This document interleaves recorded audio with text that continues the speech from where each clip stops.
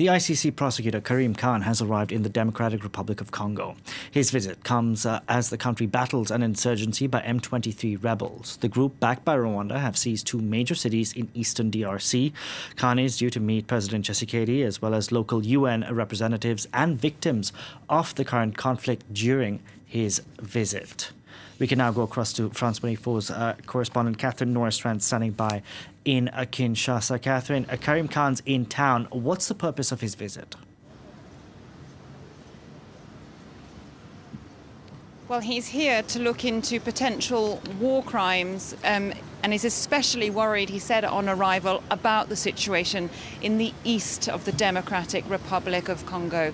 Karim Khan arrived in Kinshasa last night. He's going to be meeting with the President, Felix Tshisekedi, and also with the UN's country representative here in the DRC, Bintou Keita, as well as people from civil society, various actors in the zones that he can get into here, because of course Congo, an absolutely huge country, Democratic Republic of Congo, the size of a continent nearly, and a lot of the violations that he would like to look into or prosecute are taking place more than 1,000 kilometers away in the east of the country. So it's a tall order indeed.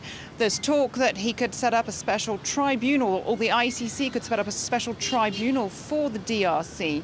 Now, the ICC has already launched an investigation into human rights violations, including murder, mass rape, crimes against humanity, at the demand of the current authorities. That was back in December 2003, so that's already underway. But the current president asking him to look into the situation that's going on. And on arrival, Karim Khan spoke out and said that any armed forces, any armed groups or any of their allies should realise now that they do not have a blank cheque.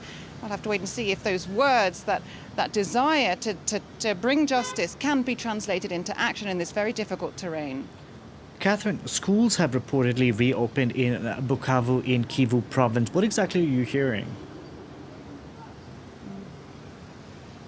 Yeah, that's right. According to sources on the ground in Bukavu, which is the provincial capital of South Kivu, which was taken by M23 rebels backed by Rwanda a while ago now. Well, the M23 have ordered people to get back to school, to parents to send their children back to class, and for teachers to get back in the classroom and take them. Now, it has to be said that the way they took over Bukavu happened a lot more quickly than the battle for Goma, and a lot of the Congolese army just fled. So there wasn't the prolonged fighting there.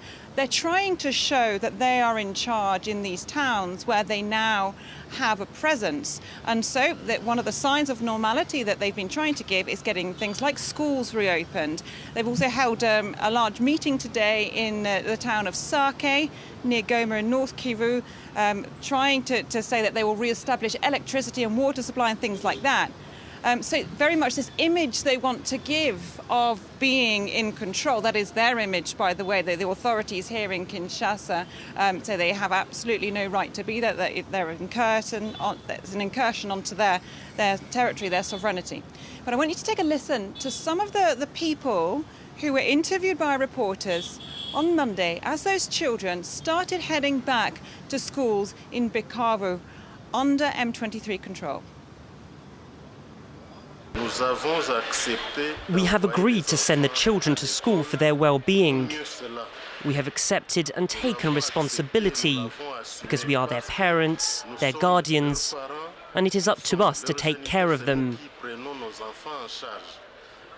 However, we do not know who made the request for the children to return to school. Who will assume responsibility? Who will take care of the teachers? Will we be brought back to square one?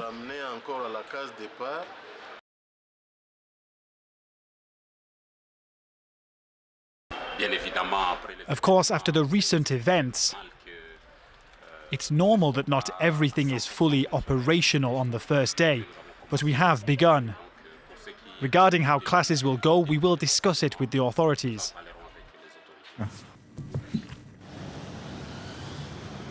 So as you can hear that, there's a lot of apprehension, a lot of uncertainty about the situation, very understandably given the very volatile nature of the continuing fighting if not in the town of Bukavu, then not far away in that area or in the east of the DRC.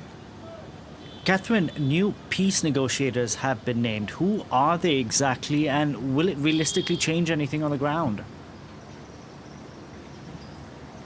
Well, that's a huge question. But yeah, we've got 3 African elder statesmen, if you like, have been named, have been approved as facilitators of a new peace process. So they are the former presidents of Kenya and Nigeria and the former Ethiopian prime minister.